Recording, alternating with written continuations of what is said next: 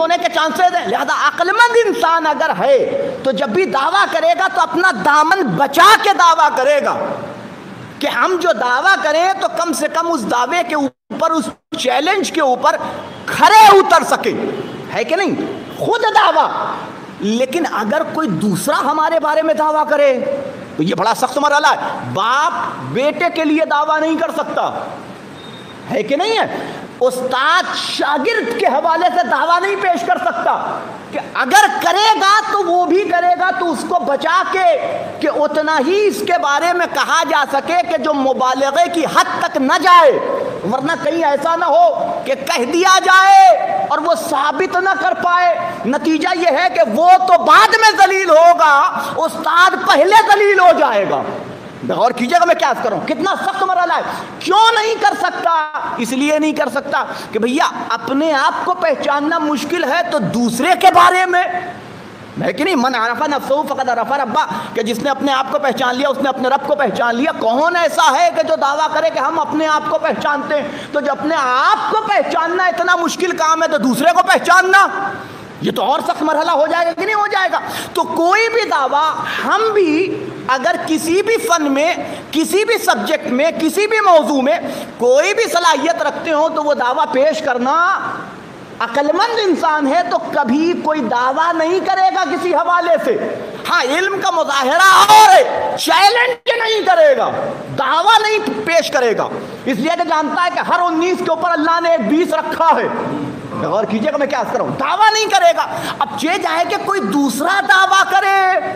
اچھا اگر مان لیے شاگرد جانتا ہے اپنے بارے میں ہم کیسے، لیکن استاد کچھ بڑھ چڑھ کے بول دے میرا شاگرد ہے، یہ کر سکتا ہے، تو وہ بھی بیچارہ ایک مرتبہ سہم جائے گا کہ استاد نے کیا کہہ دیا میرے بارے میں، ابھی ذلیل ہو کر کے رہ جاؤں گا.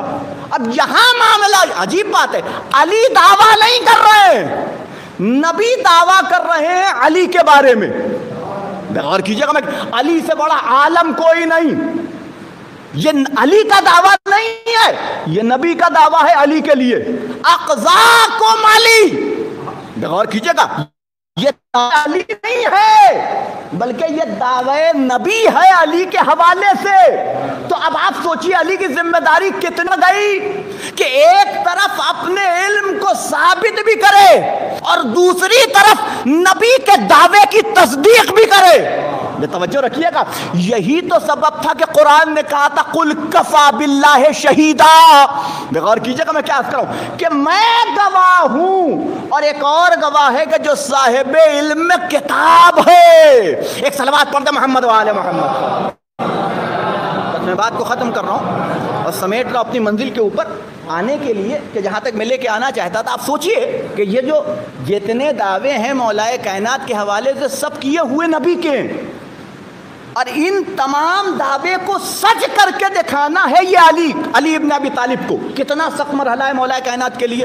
اور ہر دعوے کو کی دلیل پیش کرنا ہے کہ جو میرا نبی کہہ کے گیا ہے اس کی تصدیق اپنے عمل کے ذریعے سے، اپنے کردار کے ذریعے سے، اپنے علم کے ذریعے سے مولا کائنات پیش کرتے ہوئے نظر آ رہے ہیں. بس میں نے بات کو ختم کر دیا. آپ سوچئے، اور اس کردار کو پیش کرنے کے بعد ایک تسلسل کے ساتھ، یعنی 23 سال کا عرصہ، اس 23 سال تقریباً 22 سال 23 سال کے عرصے میں اپنے کردار کا لوہا منوایا علی ابن ابی طالب نے. اور پھر اعلان ہو رہا ہے من کنت مولا. یہ فلسفہ تھا کہ اللہ تو جانتا تھا کہ یہ اہلیت رکھتے ہیں کہ نہیں، نبی تو جانتے تھے کہ یہ اہلیت رکھتے ہیں کہ نہیں، لیکن انسان کی عادت ہے کہ بغیر دیکھے بغیر پرکھے مانتا نہیں ہے. غور کیجئے گا، لہذا پہلے کردار پیش کیا گیا زمانے کے سامنے کہ پہچانو تو صحیح اس کی عظمت کیا ہے، اس کا مقام کیا ہے، اس کا مرتبہ کیا ہے. ایک صلوات پڑھ دے محمد و آل محمد پر.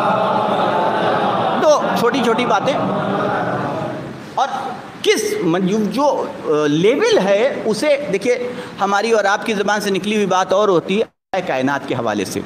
اسے آپ کی خدمت میں پیش کر دوں. پہلا جملہ جو انہوں نے کہا ہے کہ علی ابن ابی طالب سارے جہان آفرینش کا نام ہے. غور کیجئے گا، یعنی پوری کائنات کے نچوڑ کا نام ہے علی ابن ابی طالب. غور کیجئے گا. اچھا، اس کے بعد جو دوسرا جملہ ہے وہ عجیب ہے. کہتے ہیں علی اس ہستی کا نام ہے کہ جو اپنی کثرت میں منشور ہے اور اپنی وحدت میں ملفوف ہے. غور کیجیے گا, عجیب ہے بھئی, یہ دو ضد چیزیں ہیں, یعنی منشور ہے یعنی پھیلی ہوئی.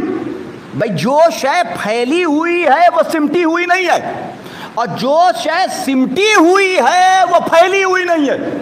ملفوف یعنی لفافے سے بنا ہے کہ جو چھپی ہوئی ہو, پوشیدہ ہو, سمٹی ہوئی ہو, اسے ملفوف کہا جاتا ہے. منشور یعنی پھیلی ہوئی ہے. کہنے کہ علی کثرت کے اعتبار سے منشور ہے اور وحدت کے اعتبار سے چھپا ہوا ہے, ملفوف ہے. ایک ہی شخصیت منشور بھی ہو, پھیلی ہوئی بھی ہو, اور ایک ہی شخصیت سمٹی بھی ہوئی ہو. آپ سوچئے گا, فرماتے ہیں کہ دیکھیے اس کو سمجھنا ہے تو ہمارے پاس صرف اور صرف ایک چھوٹی سی مثال ہے کہ یہ تناور درخت ہمیں نظر آ رہا ہے, تو یہ درخت شروع سے درخت ہی تھا؟ کہا نہیں, شروع سے نہیں تھا. پھر کیا تھا؟ کہا ایک چھوٹا سا بیج. یہ چھوٹا سا بیج, لیکن یہ بیج وہ بیج ہے کہ جس کے اندر یہ پورا درخت چھپا ہوا ہے. جب اسے زمین مل جائے تو یہی درخت یہی بیج ایک تناور درخت میں تبدیل ہو جائے گا. عجیب بات ہے, ایک چھوٹا سا بیج ہے, اس کے اندر اب ایک درخت نظر آ رہا ہے. یہ درخت, یہ پیڑ, یہ اس کا تنا, یہ اس کی شاخیں, یہ اس کے پتے, یہ اس کے اندر پایا جانے والا پھل, یہ سب کا سب اسی بیج کے اندر ہے. یہ سب اسی بیج کے اندر. بظاہر کچھ نظر نہیں آ رہا ہے, نہ تنا دکھائی دے رہا ہے, نہ شاخیں نظر آ رہی ہیں, نہ پتا نظر آ رہا ہے. غور کیجیے گا, نہ پھل نظر آ رہا ہے, کچھ نہیں ہے. لیکن یہی بیج ادھر زمین میں پہنچا اور ادھر ہمیں ایک تناور درخت, ایسا درخت کہ جو سایہ بھی دے رہا ہے, جو پھل بھی دے رہا ہے, جو ٹھنڈی ہوائیں بھی ہمیں عطا کر رہا ہے, سب کچھ اس کے اندر کا. بس یہی کمال ہے علی کی شخصیت کا کہ علی اپنی ذات میں پھیلے ہوئے بھی ہیں اور علی اپنی ذات میں سمٹے ہوئے بھی ہیں. اور پھر فرماتے ہیں کہ پھیلے ہوئے اتنا ہیں کہ نبی کو کہنا پڑا کہ اگر ساری کائنات کے درخت قلم بن جائیں, دریا سیاہی بن جائیں, انسان و جنات مل کے علی کے فضائل کو لکھیں تو نہیں لکھ سکتے. اور سمٹے ہوئے اتنا ہیں کہ ایک بے کے نقطے میں آ جائیں. ایک صلوات پڑھ دے محمد و آل محمد پر. ایک اس سے بہتر انداز میں نعرہ صلوات حضرات. اور کیجئے گا کہ یہ وہ شخصیت ہے کہ جو اپنی ذات میں پھیلی بھی ہوئی ہے اور اپنی ذات میں سمٹی بھی ہوئی ہے. جو بطور کثرت بے عنوان کثرت علی اس شخصیت کا نام ہے کہ جو منشور ہے. اور وحدت کے اعتبار سے دیکھا جائے تو سمٹی ہوئی شخصیت کا نام ہے علی ابن ابی طالب. اور ایک تیسرا جملہ بھی ان کا ہے کہ علی ہمتائے قرآن کا نام ہے, کہ علی ہمتائے, ہم پلے قرآن, ہم وزن قرآن. جس شخصیت کو کہا جا سکتا ہے وہ ہے علی ابن ابی طالب کی شخصیت, ہم وزن قرآن. اب آپ سوچئے کہ جو ہم پلہ ہو قرآن کا, جو ہم پلہ ہو قرآن کا, کیا اس کا ذکر عبادت نہ ہوگا؟ آیت اللہ درس غیب لکھتے ہیں کہ علی ابن ابی طالب اس شخصیت کا نام ہے, اس ہستی کا نام ہے کہ جس کا سوچنا بھی عبادت ہے, جس کا پڑھنا بھی عبادت ہے, جس کا لکھنا بھی عبادت ہے. غور کیجیے گا, دیکھیے عبادت ایک بڑا دائرہ ہے.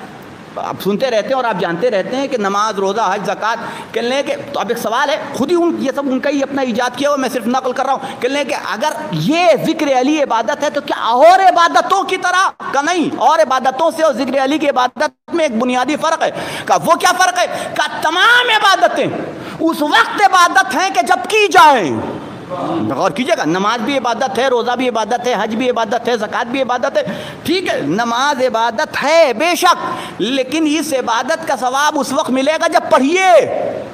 غور کیجئے گا, پڑھیے تو نماز عبادت کا ثواب ملے گا, روزہ رکھیے تو روزے کی عبادت کا ثواب ملے گا, حج کرنے جائیے تو حج کرنے جانے کی عبادت کا ثواب ملے گا. غور کیجئے گا, لیکن اگر نماز پڑھ نہیں رہے ہیں, صرف بیٹھے ہوئے نماز سوچ رہے ہیں, غور کیجئے گا, تو اب عبادت ہے کہ نہیں؟ لکھ رہے ہیں نماز نماز نماز عبادت ہے کہ سوچو تو عبادت، بولو تو عبادت، لکھو تو عبادت، برتو تو عبادت۔ ایک صلوات پڑھ دے محمد وآل محمد، صلوات کو ختم کر دیا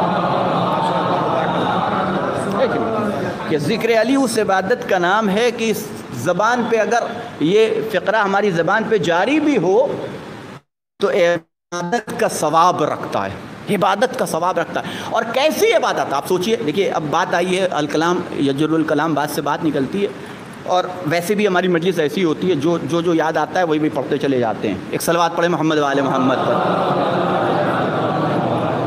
اور کیجئے گا انسان کا مقصد خلقت بیان کیا گیا ہے۔ یہ انسان کا مقصد خلقت ہے کہ یہ پوری کائنات اللہ نے خلق کی، آسمان زمین، چرند پرند، جمادات نباتات حیوانات، یہ سارے کے سارے کیوں پیدا کیا؟